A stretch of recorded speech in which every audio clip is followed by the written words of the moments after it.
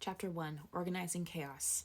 The conscious and intelligent manipulation of the organized habits and opinions of the masses is an important element in democratic society. Those who manipulate this unseen mechanism of society constitute an invisible government, which is the true ruling power of our country.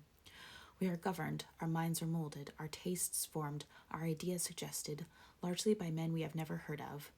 This is a logical result of the way in which our democratic society is organized. Vast numbers of human beings must cooperate in this manner if they are to live together as a smoothly functioning society. Our invisible governors are, in many cases, unaware of the identities of their fellow members in the inner cabinet. They govern us by their qualities of natural leadership, their ability to supply needed ideas, and by their key position in the social structure. Whatever attitude one chooses to take towards this condition, it remains a fact that in almost every act of our daily lives, whether in the sphere of politics or business, in our social conduct or ethical thinking, we are dominated by the relatively small number of persons, a trifling fraction of our 120 million, who understand the mental processes and social patterns of the masses. It is they who pull the wires which control the public mind, who harness old social forces and contrive new ways to bind and guide the world.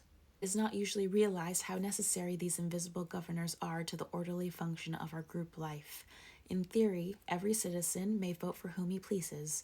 Our Constitution does not envisage political parties as part of the mechanism of government, and its framers seem not to have pictured to themselves the existence in our national politics of anything like the modern political machine. But the American voters soon found that without organization and direction, their individual votes, cast perhaps for dozens or hundreds of candidates, would produce nothing but confusion. Invisible government, in the shape of rudimentary political parties, arose almost overnight. Ever since then, we have agreed, for the sake of simplicity and practicality, that party machines should narrow down the field of choice to 2 candidates, or at most 3 or 4. In theory, every citizen makes up his mind on public questions and matters of private conduct. In practice, if all men had to study for themselves the abstruse economic, political, and ethical data involved in every question, they would find it impossible to come to a conclusion about anything. We have voluntarily agreed to let an invisible government sift the data and high-spot the outstanding issues so that our field of choice shall be narrowed to practical proportions.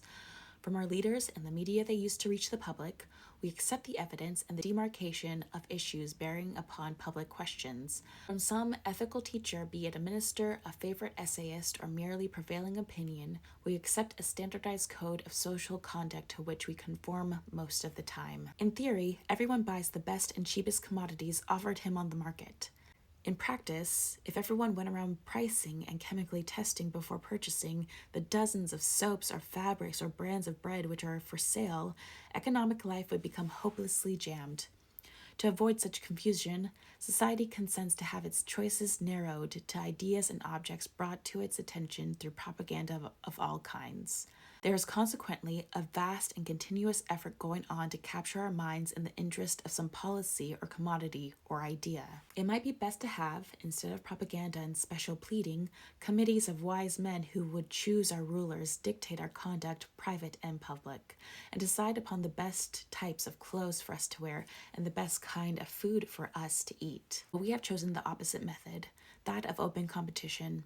We must find a way to make free competition function with reasonable smoothness. To achieve this, society has consented to permit free competition to be organized by leadership and propaganda. Some of the phenomena of this process are criticized: the manipulation of news, the inflation of personality, and the general ballyhoo of which politicians and commercial products and social ideas are brought to the consciousness of the masses. The instrument by which public opinion is organized and focused may be misused, but such organization and focusing are necessary to orderly life.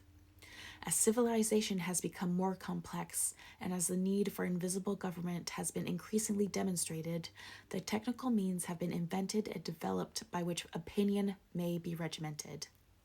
With the printing press and the newspaper, the railroad, the telephone, telegraph, radio, and airplanes, ideas can be spread rapidly and even instantaneously over the whole of America.